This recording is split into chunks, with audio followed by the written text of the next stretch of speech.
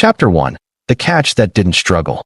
The first thing Caliph of the Varen clans noticed was that the human ran like a creature that had learned to be hunted. Not fast in the way the arena sprinters were fast, not flashy, not wasteful fast like a shadow slipping between streetlights, fast like a heartbeat that refused to be heard. Across the rain-washed rooftops of Port Ephra, where neon bled into puddles and the air smelled of ozone and burnt spice, he moved with the economy of someone who'd done this too many nights in too many cities with too many names. The Varen had built Port Ephra with other species in mind-wide transit tubes, heavy doors, thick airlocks that rewarded strength and punished hesitation, and yet the human flowed through it, as if it were his native terrain. Caliph found that offensive in the way all predators do when prey refuses to behave correctly. A human should stumble under Varen gravity, should gasp under Varen humidity, should hesitate at the sound of Varen boots. This one did none of those things. He sprinted across a roof edge, dropped to a maintenance catwalk, vanished into a service corridor, reappeared 3 blocks later where a cargo drone's shadow could cover him. Each time Caliph thought she'd cornered him, the human was already choosing the next angle. It wasn't just running. It was planning. Her comm bead crackled with the bored voice of her second-in-command. "Warlady, do you want him alive or dash?" "Alive," Caliph snapped, and the single word carried the weight of a decision she had not spoken aloud to anyone, not even herself. The truth was she had been sent for something simpler than obsession. Retrieve the human courier who'd stolen a data core from a Varen convoy and deliver him to the clan magistrates for judgment. That was the contract. That was the mission. Yet as she watched him, she felt a different instinct ignite older than contracts, older than clan law, and instinct that whispered that a creature clever enough to survive in her territory was a creature worth claiming. The Varen respected strength, but they revered will. A being with will was not a tool. It was a trophy. It was a partner. It was something that could change your life if you were bold enough to take it and stubborn enough to keep it. Caliph vaulted a gap between rooftops, her heavy armor hissing softly as its stabilizers compensated for the awkward angles.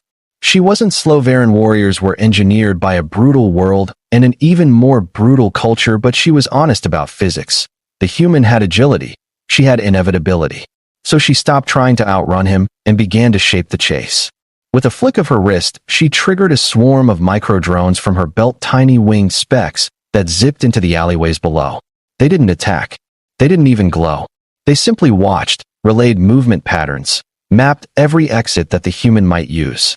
Caliph cut him off from the outside, not with walls, but with knowledge, tightening the net until the city itself became a funnel. The human didn't realize it at first. He kept sprinting, turning corners that felt like luck, slipping into corridors that felt like freedom. But then his stride changed just slightly, as if he sensed the invisible hand closing around him. Caliph tasted satisfaction like metal on her tongue. He made his last break for the docks, where freighters moored like sleeping beasts and the air was thick with fuel mist. The human leapt down into a container yard and threaded between stacked crates, hoping to vanish among shadows and noise. Caliph followed from above, dropping silently onto a gantry, then another. She could see him clearly now. Average height for his species, lean and sinewed, hair plastered to his head by rain, jaw set with stubborn focus. A small pack was strapped to his back, likely holding the stolen core. He was bleeding from a cut along his upper arm, nothing fatal, but enough to paint a faint trail if one knew how to see it. His eyes flicked constantly, scanning for cameras, guards, angles. Predatory eyes for prey. Calith's pulse quickened. She felt the absurd urge to laugh. She dropped into the yard ahead of him with a controlled crash, the ground shivering under her boots. The human skidded to a stop, breath steaming in the damp air. For a heartbeat, they stared at each other across a corridor of stacked cargo. Caliph was taller by a head and a half, broader through the shoulders, her armor shaped like a threat. The human had no armor, no visible weapon, only his hands and his will. She expected fear. She expected bargaining. She expected the desperation of a cornered creature. Instead, the human's shoulders rose and fell once, and he said, "So you're the Varen they sent." His voice was steady, not brave in a foolish way, steady in a tired way, as if the chase was an inconvenience more than a terror. That steadiness annoyed Caliph even more than his agility. I am Caliph, she said, letting her name land like a blade. Warlady of Clan Varentsev. You stole from my people. I borrowed, the human replied, and the faintest edge of humor touched his words. You weren't using it responsibly. Calith's eyes narrowed. You do not decide what my clan uses responsibly. The human's gaze dipped briefly to her weapon, an electro spear, mounted along her arm, and then back to her face. Then you can kill me, he said, or you can listen. Those coordinates on that core, they aren't just trade routes. They're disappearances, ships that vanish, crews that never come back, and the convoys you call yours are feeding something out there. Caliph felt the spark of irritation twist into something colder. Rumors existed, whispers of ghost corridors, of unmarked gravity wells that swallowed metal and light, but Varen didn't deal in whispers. Varen dealt in proof. You talk too much for a thief, she said. I talk, he answered, because you caught me. Caliph took a slow step forward. And you run too much for someone who thinks he's right. The human didn't back up. He only adjusted his stance, feet shifting slightly, ready to bolt or strike, depending on what she did next. Caliph studied him and felt that strange instinct again, not simply to subdue him, but to own the moment, to decide what this creature would become in her world. She moved. Not a wild lunge, not an angry swing, a precise step with the weight of a planet behind it. Her spear snapped outward fast enough to be lethal and stopped a finger's width from his throat, crackling with energy. The human froze, eyes wide for a fraction of a second, then narrowed again, calculating. End of the run, Caliph murmured. No more rooftops. No more clever turns. You are in my grasp now. The human's jaw clenched. Then do it, he said quietly. Turn me in. Caliph leaned closer, so close he could feel the heat from her armor vents, so close her shadow swallowed his. I could, she admitted, but I am not sure I want to. Confusion flashed across his face, real confusion, the first honest crack she'd seen in his composure. What does that mean? Caliph felt the words rise up, bold and almost reckless. In Varen culture, taking what you wanted was not shameful, refusing to admit desire was. She let the spear tip graze the air near his collarbone, not touching skin, but close enough to promise control. It means, she said softly, that I have chased countless prey and captured countless enemies. But you have spine. You have wit. You have the kind of will that doesn't break when cornered. Her eyes held his. No more running, human. He swallowed, throat bobbing against the thread of her spear. I'm not Dash. Caliph's voice dropped into something that sounded dangerously like a vow. I've chosen you as mine forever. The words hung in the damp dock air like thunder that hadn't decided whether to become rain or lightning. The human's eyes widened again, and for a moment Caliph thought he might laugh or spit or do something foolish. Instead, he said something that surprised her more than any resistance. That, he breathed, is not how forever works. Caliph's lips curved. Then teach me, she said, and before he could decide whether that was a threat or an invitation, she struck fast, controlled, tapping his neck with a stunned note. His knees buckled, and she caught him before he hit the ground, holding him with an iron gentleness that felt like the most honest contradiction in her life. As he slipped into unconsciousness, Caliph stared at the rain and the stacked crates and the city lights and realized she had just committed herself to a path that would make her clan furious, make the magistrates suspicious, and make her own heart and organ she'd never trusted dangerously awake. Chapter 2. A cage made of silk and steel. He woke to warmth and the quiet hum of a ship at idle, not the harsh fluorescence of an interrogation cell. For a moment the human thought he'd died because death, at least, would have been simple, and then he opened his eyes fully and realized he was lying on a bed that was far too comfortable for a prisoner. The room was compact but meticulously arranged, soft thermal blankets, a small table bolted to the floor, a cabinet stocked with sealed water packs, even a medical kit tucked neatly beside a coil of rope. He tested his arms and found restraints, not hard cuffs, but woven bands that held his wrists to the bed frame with firm pressure, designed to restrict motion without cutting skin. The kind of restraint someone uses when they expect you to live long enough to complain. You're awake, she said, as if commenting on weather. He pulled against the bands once, more out of reflex than expectation. They didn't budge. So he rasped, voice rough. This is your forever. Caliph stepped closer. This is my ship, she corrected. And you are safe on it. Safe? He echoed, and the word came out like disbelief. From who? You. Calith's mouth twitched with something that might have been amusement. From my clan? For the moment, she said. From the dock gangs. From the magistrates. From whatever darkness your stolen core claims is swallowing ships. He stared at her. The stolen core. He remembered the data, the coordinates, the pattern of missing convoys. His pulse quickened. You read it. I sampled it, Calith said. Enough to confirm you didn't steal random cargo. Her gaze held his. You stole a secret. And you still stunned me, he said. Calith shrugged, unapologetic. You were going to run. He let out a dry laugh that held no humor. You don't say. She reached to the table and placed a bowl of food steaming, fragrant within his reach, then sat on the edge of a chair with the posture of a warrior who had never learned to relax. Eat, she ordered. He stared at the bowl. Poison. Calith's eyes narrowed. If I wanted you dead, human, you would be dead. Eat. He hesitated only a moment longer, then took a careful bite. The taste surprised him, savory, spiced, rich with protein. It felt insultingly considerate. He chewed slowly, watching her for signs of deception. None came. Calith watched him eat, like she was cataloging how humans move their jaws. You said you chose me, he said after swallowing. As yours. Calith nodded once, as if it was self-evident. Yes. That's not a thing, he said, struggling to keep his anger from rising too fast. Anger was dangerous here. Anger could become the excuse she needed to clamp down harder. He forced his voice to stay level. You can't just declare ownership of a person. Calith's head tilted slightly. In my culture, when a warrior claims a worthy companion, it is a bond. A commitment. It is not dash. She searched for the word in his language, lips tightening, slavery. He stared at her. It sounds exactly like slavery. Calith's eyes flashed, offended, but she didn't explode the way a lesser warrior might. Instead, she leaned forward, elbows on knees, voice low. Slavery is taking a broken thing and using it until it shatters, she said. I do not want you broken.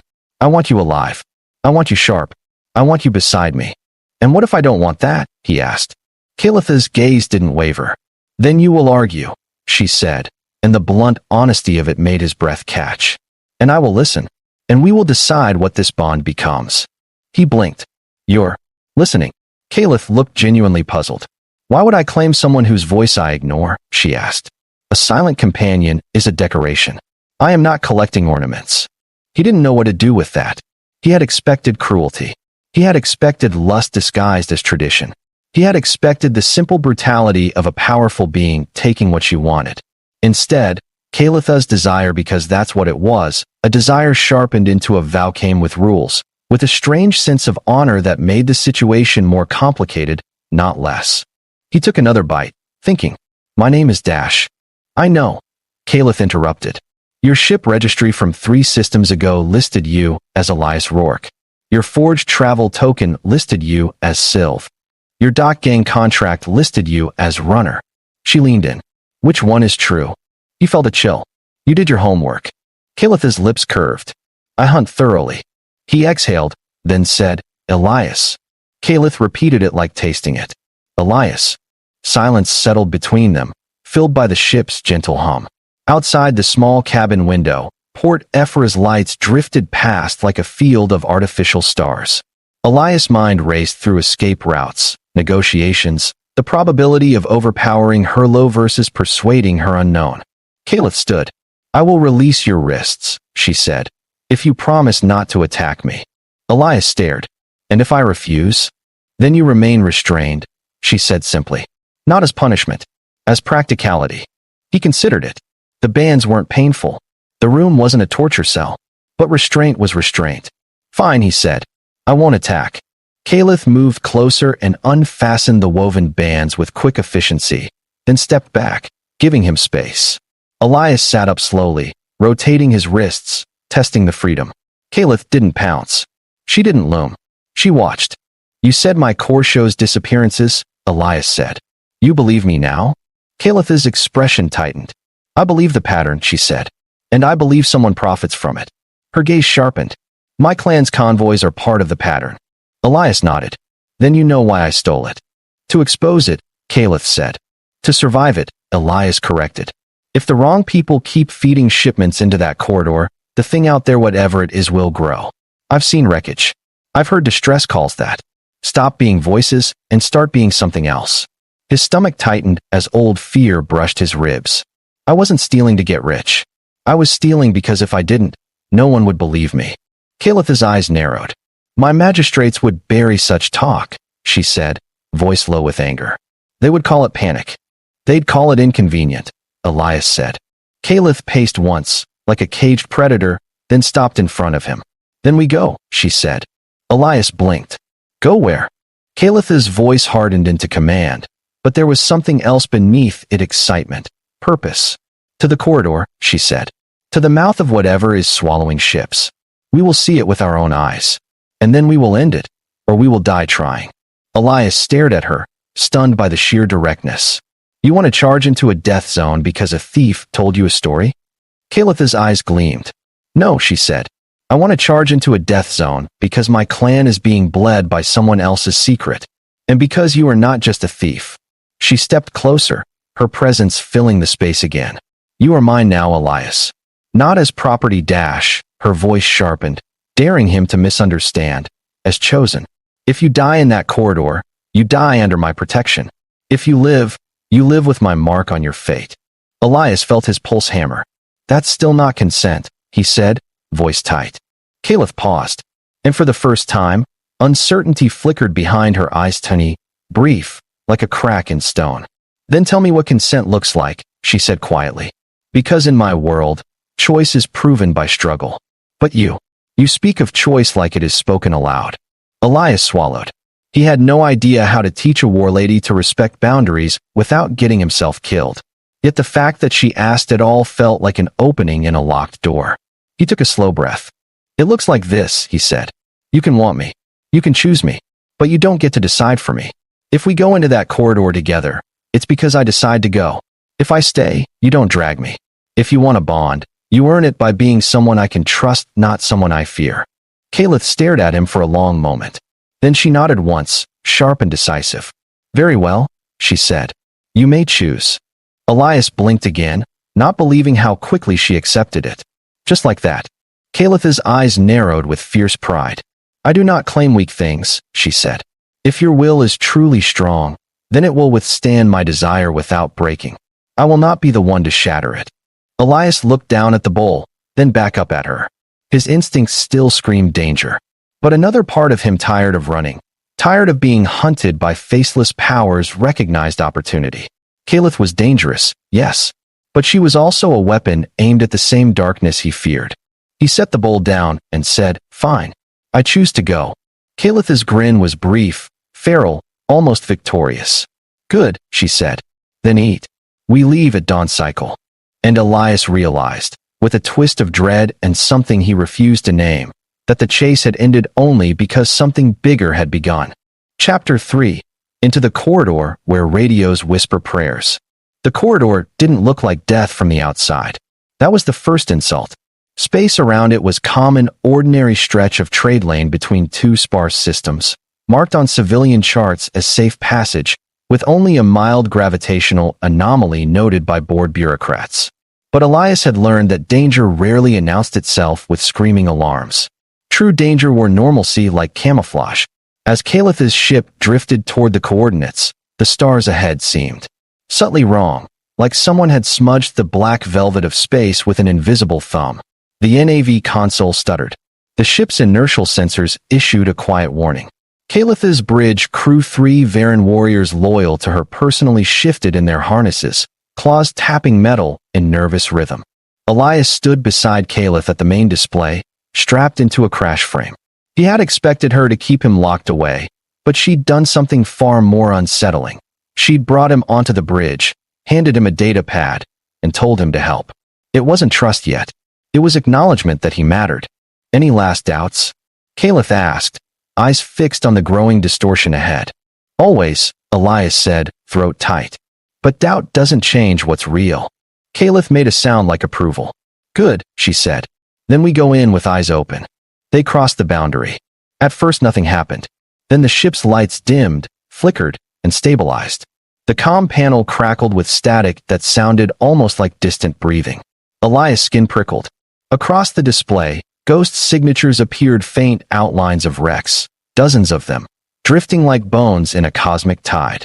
Some were freighters. Some were patrol craft. Some looked like ships that had never been officially registered at all. Their hulls were torn in ways that made no sense, peeled outward as if something had reached inside and pulled. Calith's jaw tightened. "This is a grave," she murmured. Elias nodded. "This is where they vanish." The ship's AI pinged again, warning of signal intrusion.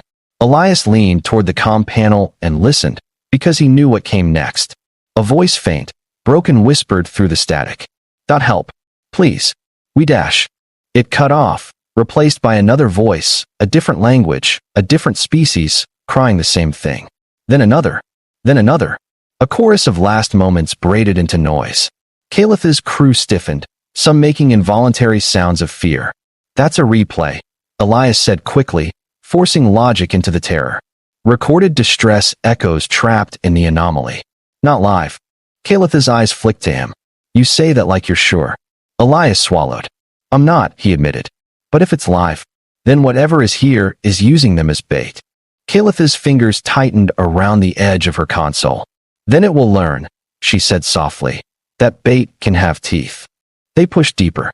The distortion ahead thickened into something visible, a shimmering fold in space like heat haze over metal, a boundary that bent starlight and made distance feel wrong. Elias' stomach twisted as if the ship were falling sideways. The crew's breathing quickened. Calith didn't flinch. She leaned forward as if challenging the universe to blink first. Then the real sound began, not through speakers, but through bone. A low vibration that made Elias' teeth ache. The ship's hull creaked as if under pressure. The NAV display went briefly blank, then filled with symbols that weren't from any known system. Calith's AI tried to translate and failed. Elias felt cold sweat break across his back. "It's not just gravity," he whispered. "It's cognition. Something is pressing into the ship's systems like a hand into wet clay." Calith looked at him. "A creature? Or a machine?" Elias said. "Or both." A shadow moved across the wreck field. Not a ship shadow, something larger, smooth, like a whale passing beneath ice. It glided between dead freighters without touching them, yet the wrecks rotated slightly as it passed, drawn by some invisible pull. Elias' breath caught. Calith's spear mounted beside her seat hummed as she activated it. "There," she said, voice low. "That is what eats." The shadow rose, and the distortion around it peeled back like a curtain. For a moment Elias saw it clearly, an immense structure creature, a lattice of black alloy and living tissue woven together, studded with nodes that pulsed like eyes. It wasn't shaped like any animal. It was shaped like a purpose, a collector, a trap, something built or evolved to feed on ships the way spiders feed on flies. A tendril extended, thin as a cable at first, then thickening, reaching toward Calith's hull. "Evasive," Calith barked. The pilot obeyed, thrusters firing. The ship jerked sideways. The tendril missed by meters, then split into three, adapting mid-motion, like a predator adjusting its strike. One tendril grazed the ship's rear plating, and the entire bridge shook as if punched. Elias tasted copper. Alarm screamed. Calith's eyes blazed. "Weapons," she commanded. "Fire on that appendage." Energy bolts lanced out, hitting the tendril. It recoiled, not damaged much, but irritated. The creature's pulsing nodes brightened. The comm static rose into a scream. Elias clenched his jaw, forcing his panic down. "It's learning our responses," he said rapidly. "If we keep doing the expected thing, it will adapt faster than we can." Calith looked at him sharply. "Then what do you suggest, human?" Elias' mind raced. Hunters didn't beat traps by running. They beat traps by reversing the logic. He stared at the wreck field. "Those ships," he said. "They're reactors. Some might still have fuel. If we can trigger a chain reaction dash." Calith's lips curved. "A fire in the spider's web," she murmured, understanding instantly. "Yes." Elias swallowed. "But we need a lure. It won't drift close enough unless it thinks it can take us." Calith turned her head slowly toward him. Her eyes held a fierce, possessive intensity even now, even in the face of cosmic horror. "Then we offer it what it wants," she said. "We offer you Elias' blood went cold. Absolutely not. Kalitha's gaze didn't soften. You are the reason we came, she said. The creature's attention is on our ship because you brought us here. Your presence may resonate with its signal probes. You don't get to volunteer me, Elias snapped.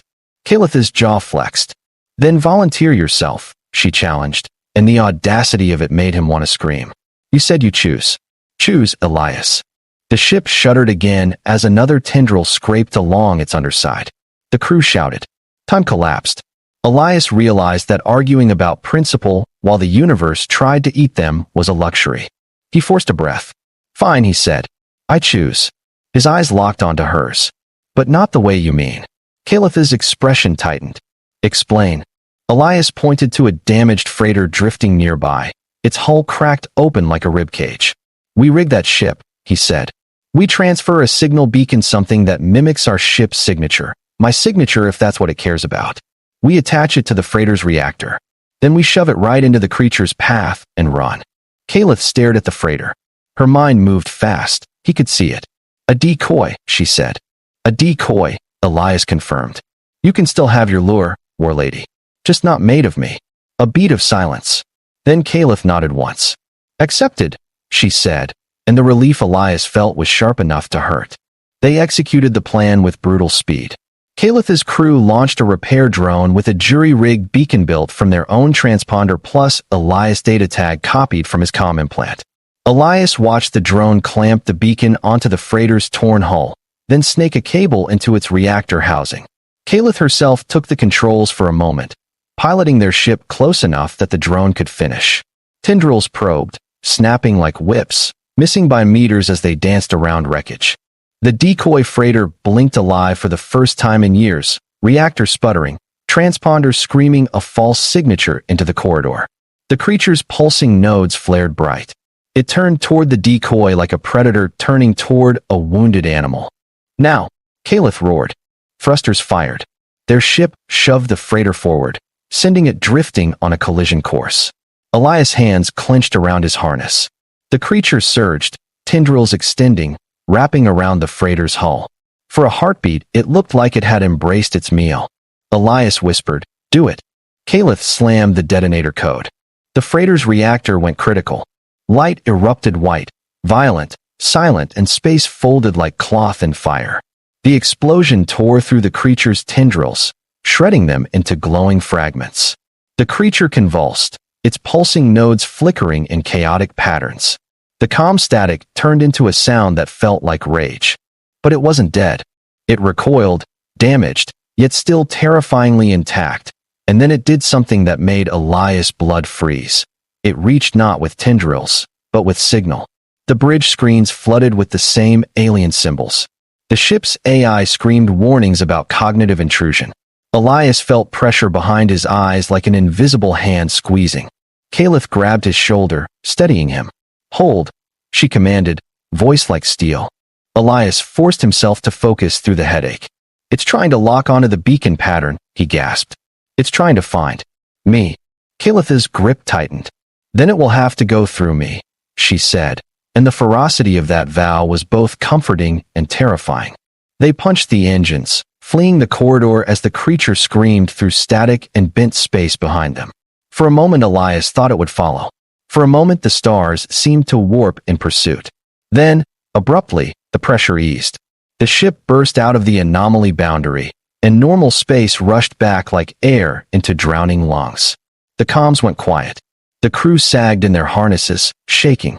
Kalith stared at the empty black where the corridor had been, eyes burning. "It is wounded," she said. "Not slain."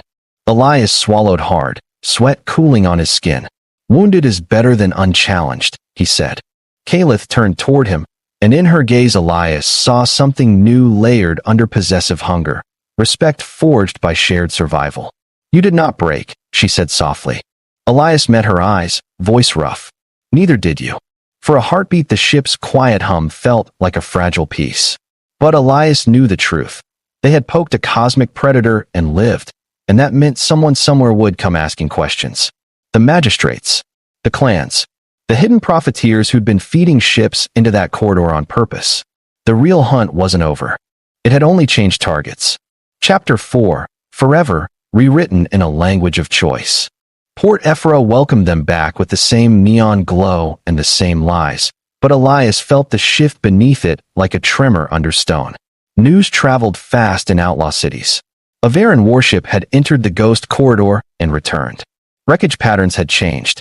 Trade captains whispered about a flare of light seen from 3 systems away. And the people who made money from disappearances quiet. Faceless investors who profited when convoys vanished and insurance claims were bought cheap would not tolerate disruption. Kalith docked in a private berth controlled by her clan, but even there Elias sensed eyes watching. Her crew moved with heightened alertness. The air felt sharper.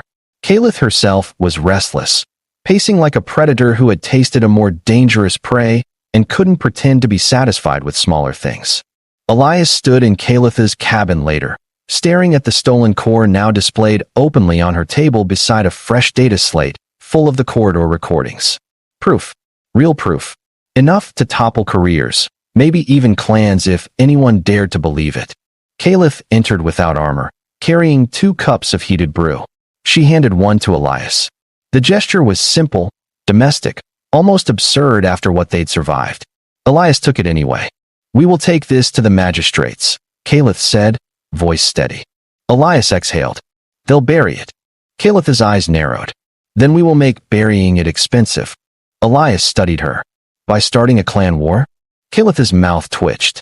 "By making the truth louder than their silence." She leaned closer, gaze intense. "You were right. Someone has been feeding convoys into that corridor deliberately. It is not random loss. It is harvest. And if we expose it," Elias said, "we become targets." Kalith's expression didn't soften. "Yes." Elias sipped the brew, thinking. He had spent years running from targets. He was tired of it. But tiredness wasn't courage. "So what now?" he asked. "You still think you can just claim me in the middle of this?" Kalith's eyes held his, unwavering. "I still want you," she said plainly, and the honesty hit like a punch. "But I have learned something." Elias raised an eyebrow. "Oh." Kalith set her cup down and spoke carefully, as if translating her own culture into a new language.